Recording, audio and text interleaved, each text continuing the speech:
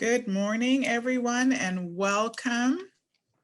I'm Dr. Leo Smith, and I'll serve as your moderator for this session. Just want to remind you that this session is being recorded. Everyone is on mute, and you are encouraged to please use the chat if you have any questions. I'll be monitoring the chat. This morning, you'll be participating in the triangulating data implications of AI and CAI. Our presenters are from SDCOE, Dr. Alicia Butters and Pamela Rabin. Alicia and Pam, over to you. Hi, well, thank you. Thank you so much for having me. So today we're going to be talking about triangulation in education. And my co-presenter today is Pamela Rabin, and she's from the San Diego County Office of Ed. And I am from the San Diego County Office of Ed. I have the pleasure of serving as the Director of Educational Technology. And I also am wearing another hat today, and that hat is also a professor, an adjunct professor at San Diego State. And this is a class that I teach at San Diego State and with my students. So I wanted to present this to all of you. So as we start, what I wanted to start off just by simply asking you, and so I understand some of you may not be classroom teachers, you may work at a district office level, but I want you to do a quick think, chat, share. And what are some ways either you or your teachers or your coworkers assess your students in your district? And take a moment to think about that. And if you could put that in the chat, that would be great. And we're just going to take a moment to discuss that. So what are some of those ways how you assess your students?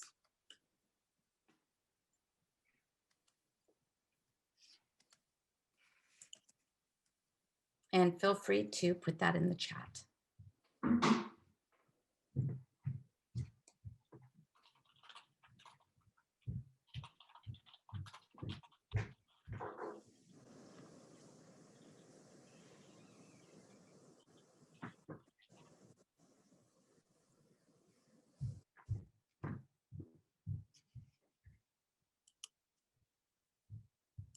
Okay, so it appears we may have some shy folks here. So we can come back to that question as well. And hopefully towards the end of the presentation, you'll have more things to say about that particular question. Okay, all right. So what exactly is triangulation? This is a method that is used in data gathering. And what it does is it is important to select data from different sources. So it's all about collection of data from different sources. And I'll talk about why that's important, especially in AI, which are our computer-assisted learning programs that are so prevalent nowadays. So this has been around since the late 70s, and it really was a way to really help educators as well as researchers realize that if you only are collecting data from one source, you're not going to have an accurate measure of what is actually happening. Okay. And let's see if there's any questions in the chat. I know that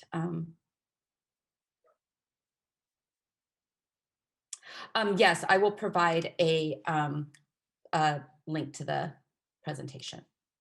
Okay. So why should you triangulate in education?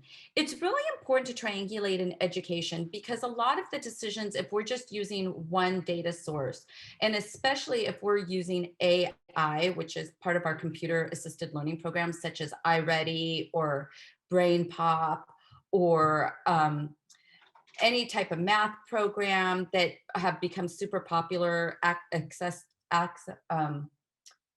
Imagine 3000, I think it's called, that a lot of those could be considered very biased. And so when you triangulate, you are ensuring that you're making the most informed decision for your students. If you're using just one data source, it is not enough to to make a decision for your students. So you always want to look at how can I pull in other sources so then I can make this balanced decision. And when I talk to my students, I teach an evaluation class at San Diego State, and I always tell them they're out to evaluate. And so they come up with hypothesis questions, and then they only want to do a survey, or they only want to do class observations, or they only want to do interviews.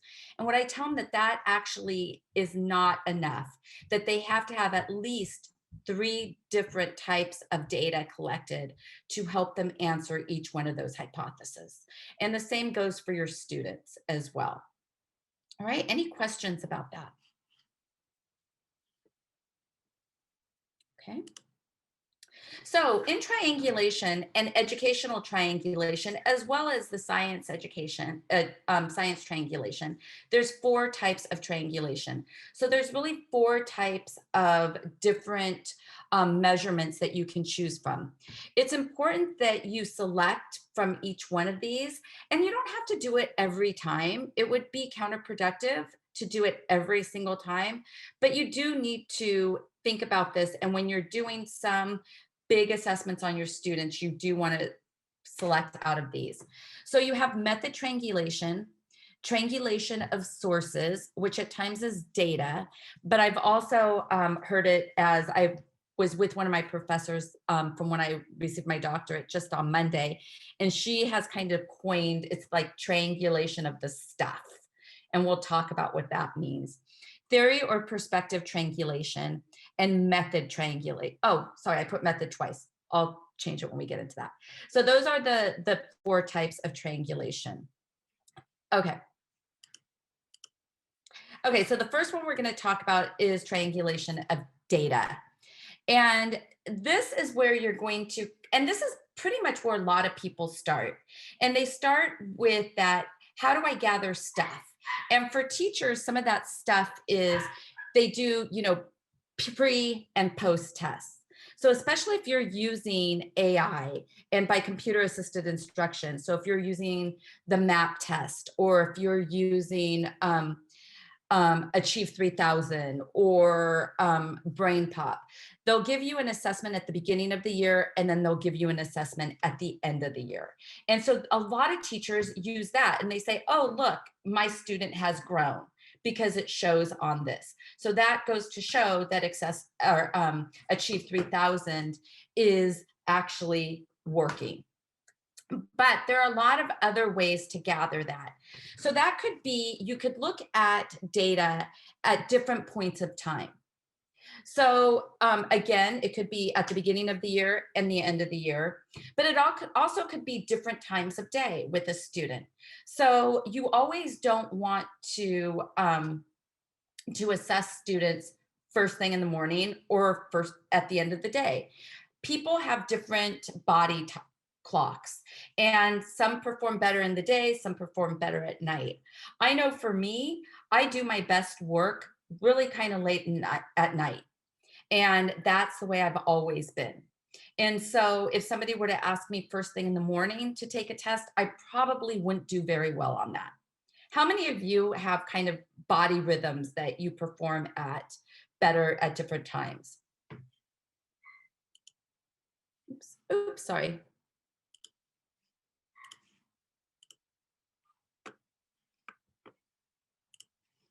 Sorry, let me share that screen with you again. I clicked the wrong one. Okay. Also, another one that you want to look at is different settings. So school setting versus home setting. So I brought this up when I was talking to Pam about this, is that when I was a teacher, I had a student, and from what I saw in school, this student was not reading at a 7th grade level. I was a 7th grade English teacher, and he was not reading at that level. His mom, I checked in at home, and his mom was telling me, no, he is reading at a higher level, but I wasn't seeing it. Then one day we went to the Natural History Museum in Balboa Park, and there were all of these exhibits on dinosaurs. And I was walking with him and we were talking about dinosaurs, and he could read the descriptions of the dinosaurs without skipping a beat. He was pronouncing these words and he was really kind of diving deep into what it meant to be a paleontologist and how they did the digs. And he could really get into a deeper dive of that topic. And that was really interesting to me because what I was finding was that he felt very at home at museums. He enjoyed them. He learned a lot. He could see things. He could make connections. It was really that school setting he was having a hard time with when he had to sit down and read. And then you want to look at other types of sources, could be self-assessments or peer assessments. Okay. Any questions about that triangulation of data? I'm just kind of checking to see anybody's hands up. All right. Okay, the next one is perspective triangulation. And perspective triangulation, I always think about this is really looking at multiple theories or perspectives is mainly what you want to do. So you want to gather information about that student from different sources. So I think the best example of this, and for those of us that are educators, we know that IEP, and that traditional IEP, it brings people in from all over. And so you have the school counselor, sometimes you have the psychologist, sometimes you have the audiologist, you have the teacher, you have, in some cases, the VPs or the principals. And so you have the parents. So you're getting these multiple perspectives on how a student is doing or that situation. I always bring up the example of if you do a Google search. If you do a Google search in the United States and you look up something like the Iran hostage situation, if you Google that and you are in America and you type up Iran hostage, you're going to get an American perspective for that. But if you go to, and there's ways in Google in which you can tap into another country's Google. If you go to that, so if I put in Iran to search Iranian government and I typed in American hostage situation, it would not show up. Nothing would show up. It's a different perspective. And the perspective, I think it's called American invasion of an embassy. So it's all of that different perspective. So again, you want to get that different perspective when working with students, but if you're just doing plain research, you also want to get those different perspectives. One perspective is never enough on this. And if you think about when you are teaching, you may want to talk to teachers from last year, parents, school nurses, counselors, advisory teachers, etc. So you want to gather those different perspectives. Okay. Any questions about that? All right. So are you beginning to see how we're building this bigger picture of how we assess our students, but also how we do literature or how we do research as well? Okay, theory triangulation. So theory triangulation is you really want to look at different other theories as to why a student may be doing poorly in a subject. And I gave you some examples. Is English their second language? Did students do poorly because they didn't have enough sleep the night before? Or even reflecting on yourself, did I as a teacher not teach this topic the best to my ability? So when I was a teacher, I had a student and my student was not, again, I taught English, was not doing well in reading. And I did some other triangulation. I talked to counselors. I saw that he had been at grade level before. I had talked to,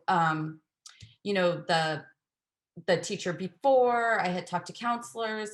and I had looked at grades. So I had done everything I was supposed to do. But when I started thinking, well, maybe it's not academic. So it didn't have anything to do with academia. So I ended up talking to the student and finding out, what's going on? This is where you were before, and this is where you are now. What I found from the student was that his mom had to change jobs, and she had to change jobs and get a night job. It just happened. And so she didn't have a babysitter. So what she would do is she would have them go in the car with her, and they were sleeping in the back of her truck while she worked, and she would go out and check on them. She had them parked where she could see the truck. And he wasn't getting sleep, and he didn't have a place to really do his homework. So that was that different theory. So my theory became, this is something happening that is not academic. This is more, there's something else going on here. So it became a different theory of approach for that particular student. So that does happen quite a bit. And sometimes we just have to move out of what we might just see in that class or think is happening. Yeah, if I can, Questions? I said Yeah. I'd pop in every now and then, but I know a lot of teachers are interested in the perspective of what can I do if I'm interested in improving equity and inclusion in my classroom and not having biased data from one source or from online algorithms, things like that. So from a teacher's perspective, I think they're very interested in this specifically because then they can find out information on a student that traditionally may have flagged them as being some needing an IEP or having learning disabilities when really there are other factors involved. So I think a lot of times when, as a teacher, when you come to that IEP meeting and they're asking you for data, this is the kind of data that often gets overlooked. So you might have a student that is presenting as having a learning disorder, and yet they're living out of a car. And that would be something that is disproportionately something that's going to happen to students of color because they're disproportionately represented in terms of economic status. And I think that this is something that, again, teachers don't always think about, but definitely should be included in data sets. Great, thank you. Any questions or comments on that? Okay, so method triangulation. This is, oh, sorry, my dog is barking.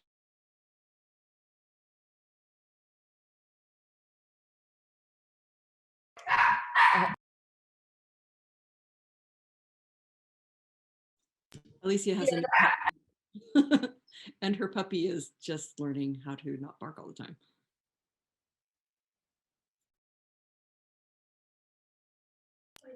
Okay, sorry about that. I have a COVID puppy, a pandemic puppy, and so he's learning. Sometimes you can't really bark. So there it is. Okay, so method triangulation. This is when you use multiple sources of data to gather information. So for instance, you want to think about conducting interviews. So you would do that with multiple subjects with your student. So if you're looking at a student, you also want to, you can follow those up with classroom observations. One of the things that I always, when I was at a school site, and I was always so thankful for, so thankful for, is that our principal used to allow us every year the opportunity to go into other people's classes and observe. And one thing that I would often do when I would go into other people's courses and observe is I would look to see how were my students doing in that particular class. Were they engaged? Was their head down? Were they raising their hands? Were they reading?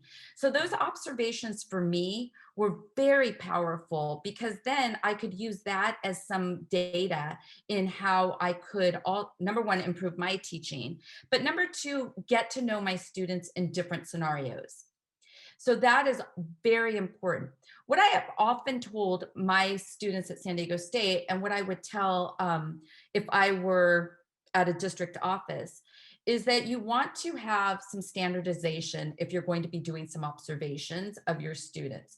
You don't just want to walk in there with your legal pad and start taking notes. If you have a student who is having some behavioral issues, or if you have a student who seems as if they're disengaged, you really want to walk in with a clear expectation of what it is you're observing or what it is you're going to be observing. And that way you can follow that and look strategically for those items or those things. Does that make sense? So again, method triangulation is you want to pull in different methods. You don't just want to stick to one. You don't want to stick to two. In triangulation, it's called triangulation because there's three. You typically want to assess your students by three different means, okay? And if you do that, it will get you a better understanding of your student, okay? So we actually finished pretty quickly. I have a scenario for you that I thought we could discuss because this is something that happens quite a bit. But before we do that, any questions on those methods of triangulation or those 4 types?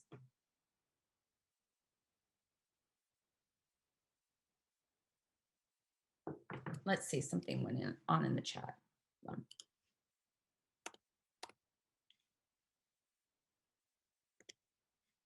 Let me go back. Check the chat. Sorry. Alicia, I'm monitoring the chat. I don't see anything yet. Okay, got it. Okay, so let's go over this scenario because this happens quite a bit in education. And I actually had a student say this to me. Well, actually, one of my San Diego State students said this to me just recently. She came to me and she says, I want to prove that iReady is improving my ELL students' reading skills. So I am curious, as a data person, what would you say to this particular student who comes to you, or this particular teacher who comes to you and says, I want to prove that iReady is improving my ELL skills? And what plan would you put in place for this particular teacher? So take a couple minutes to think about that. And I'm going to set my timer. And then we're going to come back and discuss. So take about 2 minutes to think about that. While you're doing that, I'm going to put the slides in you. I'm going to copy the slide link and put it in the chat.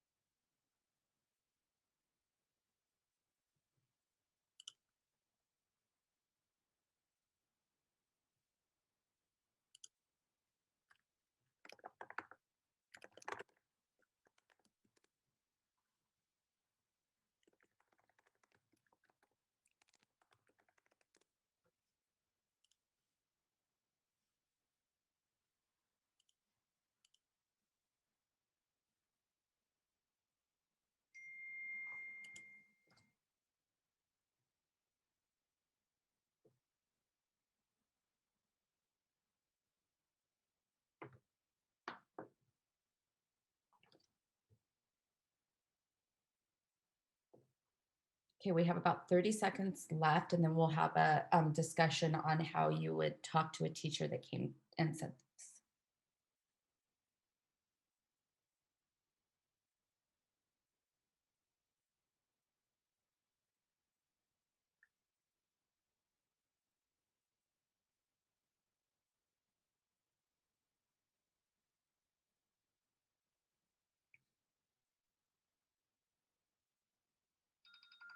Okay.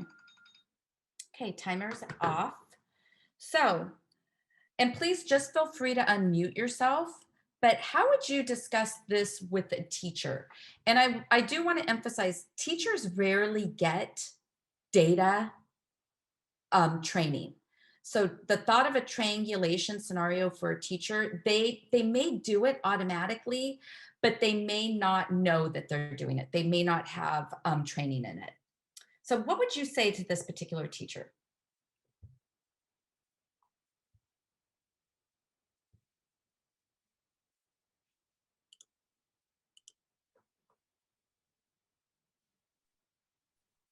I guess my initial question would be a wondering about do you have any baseline data? I'd come to them with some questions like, what type of baseline data do you have? What is the frequency of you collecting some of the data?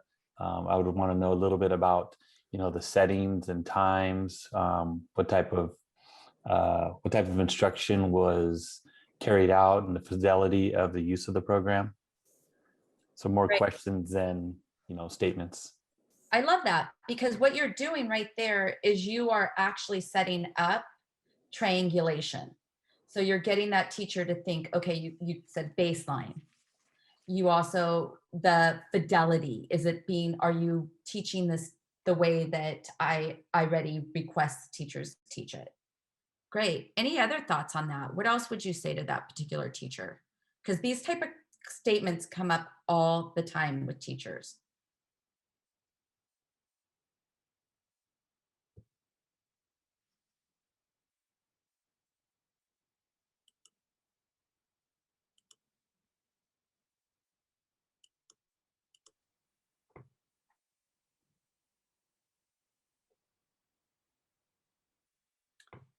So I'll tell you what I told this teacher was, when she came to me and she said that I want to prove that iReady is improving my ELL students' reading skills.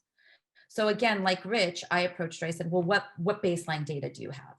And she says, well, I have the pre and post test. I was like, okay, so there's some. Now, are the students meeting with teachers? She says, yes. Okay, so there's some other, you're getting different perspectives on this. And then I said, so have you looked to see if the student isn't doing well? Have you looked to see at what other factors are going on in that student's life? And this was happening when COVID was happening. So again, we had to take that into account. We also had to take into account that not all ELL students come in at the same level. Some ELL students have some English language skills, whereas others don't. So we had to start breaking it down that way. And then another thing that I asked her to do, and she was not familiar with this as a method, was I asked her to do some lit review. And I asked her to start looking to see what the literature said.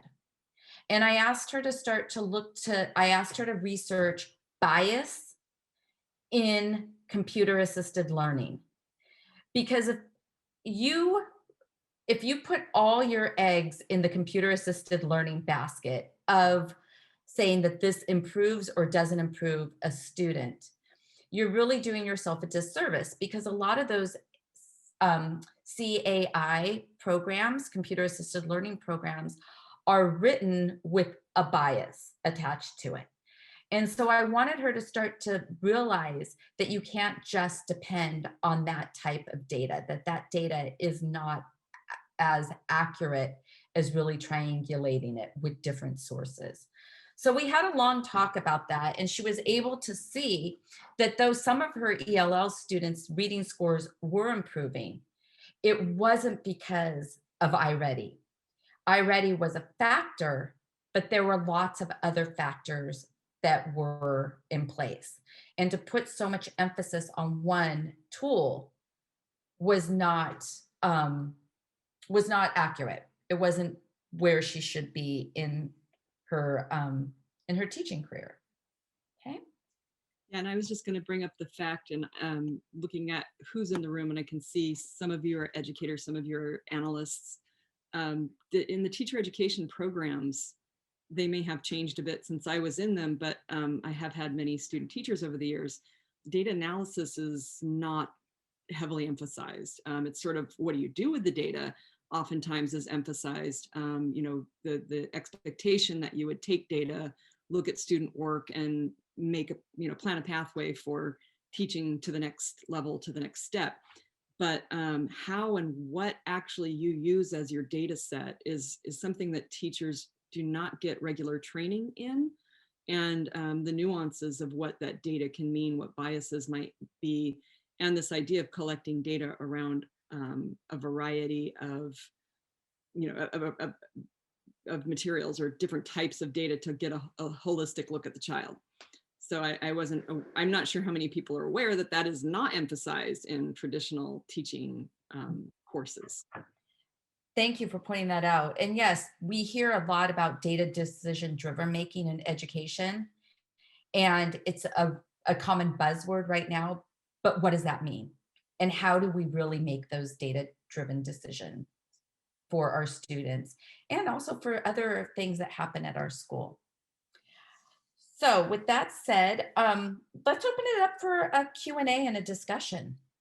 And again, please feel free to unmute yourself. And what are some of the things that you're finding in your job, and what drew you to triangulation as a topic this morning? Yeah, I'm interested in knowing too, what brought you to our session and what were you hoping to learn? If we haven't gotten you there yet, we might be able to answer some questions just from our own perspectives. I hope I'm not monopolizing the time or anything, but it seems like there's a little bit of space for me to go ahead and ask a question. Of course.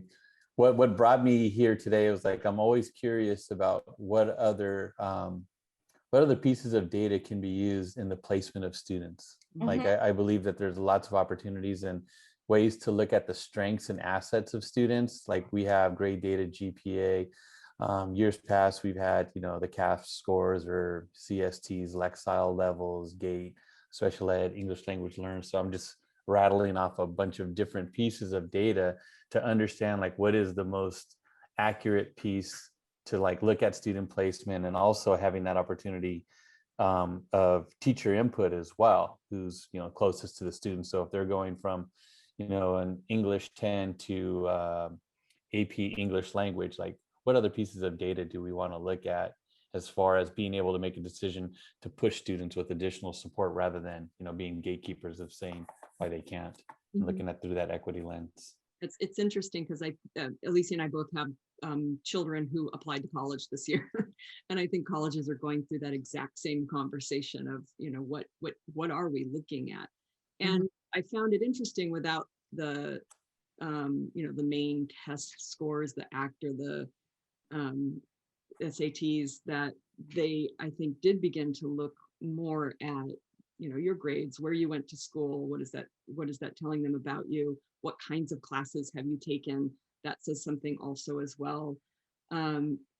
For the UC schools, there were the essays, and I think they wound up relying heavily on essays and looking at how are students presenting themselves. But when I think back on Alicia's presentation and the different methods and the different types of data you can collect, that information that you get from talking with parents, from talking with teachers, there does seem like there should be a place for that. And I think that's what Alicia and I as educators are grappling with right now. And we go to school districts and we are promoting educational technology because that's what we do.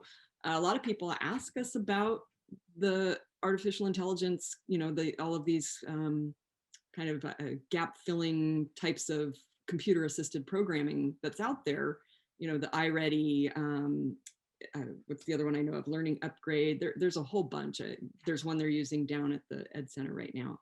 And that becomes the question is, are we looking at reading scores? And if we're just looking at reading scores, what do those scores actually tell us in terms of placing students into the next level? Should we be looking at a portfolio? These are questions that have been asked over time.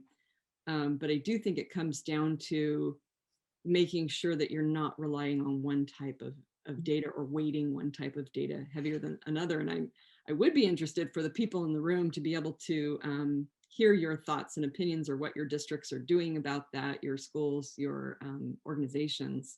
How do you look at that data, and what are those other methods what are those other points that you're collecting? Because I know we get asked that all the time, and it can be very organic based on site, but if people have ideas, then we'd love to hear them. And if I can add, when I was a teacher, my school district was Carlsbad Unified School District, and this was years ago, back in the 90s. But what we would do is we would place students, then all the English teachers would get together every June. And we really placed students by different methodologies. At the time, I didn't realize we were triangulating our students for when they went to the high school, but we had all the teachers together. We looked at student portfolios. We looked at student grades. We looked at students' test scores. And then we had that option of placing them in different classes when they went to high school. And so different schools use different data sources. And again, like Pam said, we would be very curious to find out what is happening at your institution. And again, feel free to unmute yourself.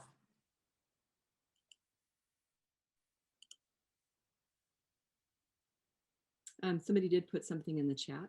Oh, awesome. Let's take a look. So San Diego State has a good math ready, a good math diagnostic testing. Very nice. Good. Are you focused on your entire class or a particular student group? Yeah, I think Rich put that in there earlier in the conversation when he was talking about the scenario. Oh, okay. Yes.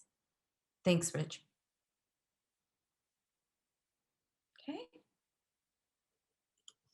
Anybody want to share? Anybody else want to share what how they are looking at this when assessing students? Another one, chat.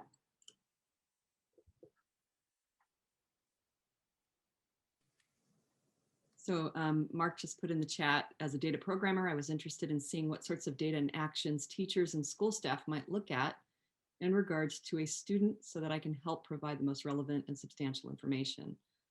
Cool, thank you, Mark. And he said it was insightful. And I think, honestly, I think part of what any district can do is get this information out to your teachers and let them know that there are different ways to assess students. And some of those can be really the stuff, you can measure it. That's tangible. That's the quantitative data.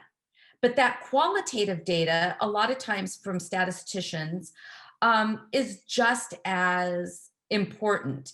Some people don't necessarily think it is, but that qualitative data gives you that deeper dive at times. It's the story behind that quantitative data. And without the two of them, if you're not doing a mixed methodology of assessment, you're only getting one side. If you're only doing quantitative, you're only going to get the numbers. If you're only doing qualitative, you're only going to get the story. You have to be able to blend both of those. And I think for teachers, it's very easy, and being a former teacher, it's very easy to calculate grades just on quantitative. But when you start pulling in that qualitative, it starts becoming difficult.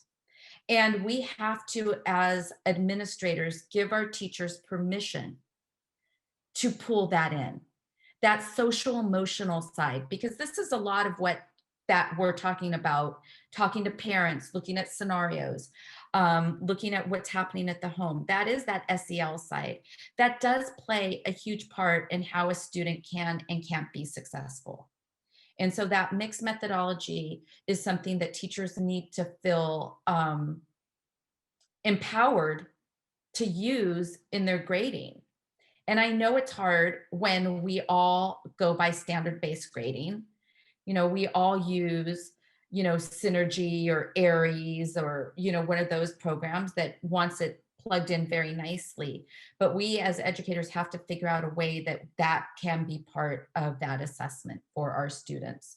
And we can teach the whole child and not just the academic side of that child or the quantitative side. Yeah, I think as a teacher, I saw this would happen almost every year, that you would have a student who for whatever reason was not a reader. You know, it hadn't happened for them yet, or wasn't their thing, but they were incredibly articulate. And I would always have students who would not do well on tests that were just sort of, you know, multiple choice question type tests. They wouldn't particularly do well on written tests either, because they didn't have the reading skills, and writing skills usually follow that. And yet, if you talk to that student and you had a conversation with them, you know, this one particular type of child that I'm thinking of, they could have that conversation with you. They knew exactly what was going on content wise.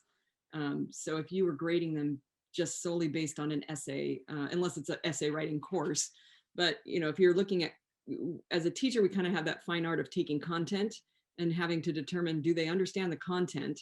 And if we just go based on a computer system that's either grading it, you know, automatically for us, we often don't get that full picture, and we can wind up misplacing students into, you know, incorrect programs.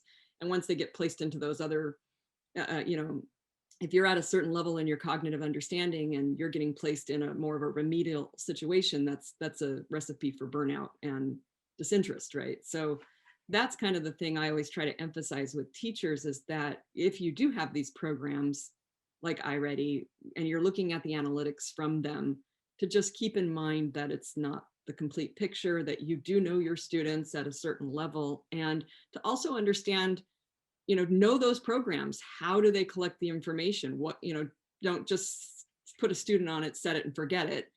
Go in there, look at how do they collect it? What are they looking at? If it's recording their voice, understand that those algorithms, they're not perfect yet. You know, they're programmed by people who have a certain unintentional bias toward outcomes, and it might not give that student the placement that you think it will. You have another question, Alicia. Okay, let me check that. I have a question. What would you use to triangulate when assessing a county for cradle to career? Example, students reading at third grade level in third grade. We currently use the CAI SPP data. What would you add to triangulate? So for that, I would probably also have the student reading to the teacher, and different types of reading, different types of books. Obviously at the level of that student. I would also do some observations to see how is that student reading in different scenarios. If you're just using that data alone, you know, that student may not, and again, it's kind of hard to say with COVID because all our students have been very much exposed to technology at this point, but that student may not read very well on a computer program or in that particular scenario. So I would also give them different time, space. So again, you want to look at, are you always testing at the same time? If you're testing in the morning, a student may come in hungry. They may not have had breakfast, but you know for a fact they're eating lunch at school. So you may want to change the time and test in the afternoon after lunch. That may work. That may change some data that you have. But again, getting that clear perspective of all of that will help you really get a true assessment of this particular student. Another thing that has been very powerful recently is that a lot of teachers are using technologies such as Flipgrid to have their students film themselves reading aloud and using that.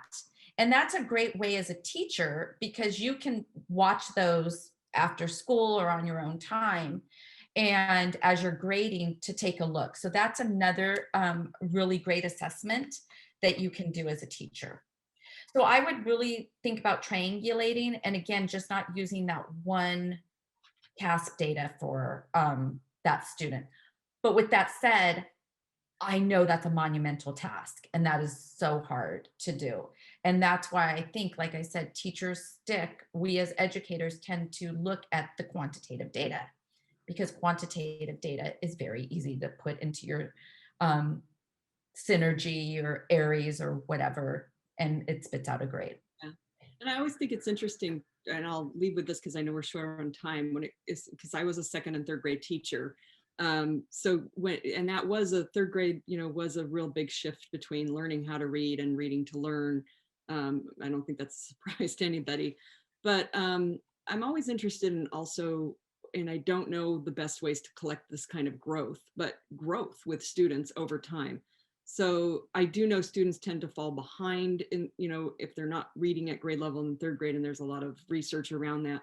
But I also at times wonder, who are those students that needed more time to improve or made huge gains between second and third grade, but are not, still not quite at grade level? And at what point, or have they, or did they catch up? And can you actually compare, that progression? Because I think sometimes growth and improvement is not looked at so much as that actual standard and based on the grade that you're in.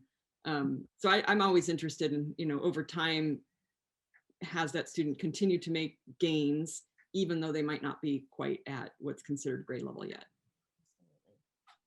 So we're out of time, but I want to, my email is up there and Pamela's email is up there. Please feel free to reach out to us. If this is something that you would like us to talk to people at your district about, or present to your teachers, we can certainly do that. If we did it with your teachers, we would definitely bring in Flipgrid examples and portfolio examples so they would be able to see that. So reach out if you want. Please feel free to make a copy of the slides and use them, modify them, change them, however you would like. We're here to help you and to serve our districts. So thank you so much. Thank you, Alicia. Thank you, Pam. Everyone else, thank you for attending and have an awesome day.